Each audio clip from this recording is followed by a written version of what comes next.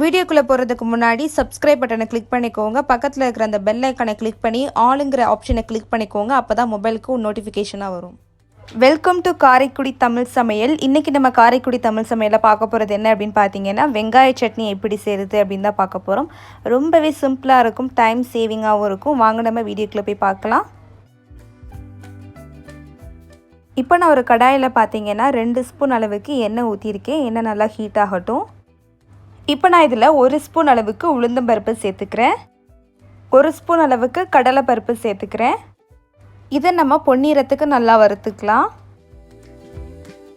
இப்போ நான் இதில் காய்ந்த மிளகாய் சேர்த்துக்கிறேன். நான் ஒரு 5லேருந்து 6 காய்ந்த மிளகாய் எடுத்திருக்கேன். நீங்கள் உங்கள் காரத்தை அந்த மாதிரி எடுத்துக்கோங்க. இது கூட பார்த்தீங்கன்னா நான் காஷ்மீர் மிளகாயும் சேர்த்துக்கிறேன். காஷ்மீர் மிளகாய் பார்த்தீங்கன்னா ஜஸ்ட்டு கலர்காண்டி மட்டும் தான் ஆட் பண்ணிக்கிறேன். இது ஆப்ஷனல், வேணும் அப்படின்னா நீங்கள் ஆட் பண்ணிக்கலாம். அடுத்து நான் பார்த்தீங்கன்னா ஒரு 2 பெரிய வெங்காயம் சேர்த்துக்கிறேன்.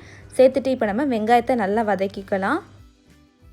இப்போ நம்ம இதில் தேவையான அளவுக்கு உப்பு ஆட் பண்ணிக்கலாம். இந்த ஸ்டேஜில் உப்பு ஆட் பண்ணிட்டோம் அப்படின்னா நமக்கு வெங்காயம் சீக்கிரம் வதங்கிடும். ஸோ அதுக்காண்டி தான் பார்த்தீங்கன்னா தேவையான அளவுக்கு உப்பு சேர்த்துக்கிறேன். இப்போ நம்ம எல்லாத்தையும் சேர்த்து நல்லா வதக்கிக்கலாம். இப்போ நம்ம இது கூட கொஞ்சமாக கருவேப்பிலை சேர்த்துக்கலாம். நிறைய சேர்த்துடக்கூடாது, கொஞ்சமாக சேர்த்துக்கோங்க. இப்போ நம்ம இதை நல்லா வதக்கிக்கலாம்.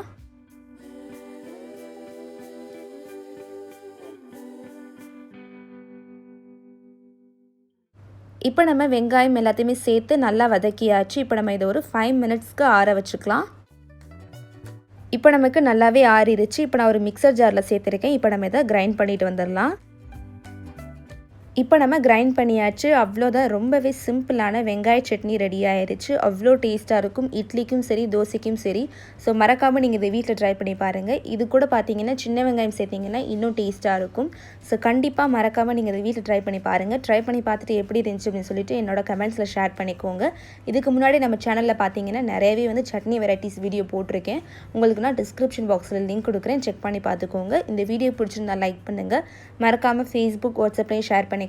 சேனலை ஃபஸ்ட் டைம் பார்க்குறீங்க அப்படின்னா மறக்காமல் சேனலை சப்ஸ்கிரைப் பண்ணிக்கோங்க. கூட இருக்கிற அந்த பெல் ஐக்கானை கிளிக் பண்ணிக்கோங்க.